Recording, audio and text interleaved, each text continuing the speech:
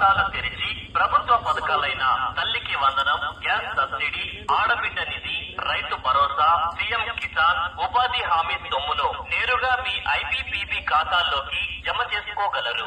ఆలస్యం చేయకుండా వెంటనే మీ మొబైల్ ఫోన్, ఆధార్ కార్డు మరియు కేవలం 200 రూపాయలు మాత్రమే చెల్లించి మీ సమీప పోస్ట్ ఆఫీస్ లో ఐపీపీబీ ఖాతాలను ఓపెన్ చేసుకుని ఈ అవకాశాన్ని సద్వినియోగం చేసుకోవాల్సిందిగా కోరుచున్నాము.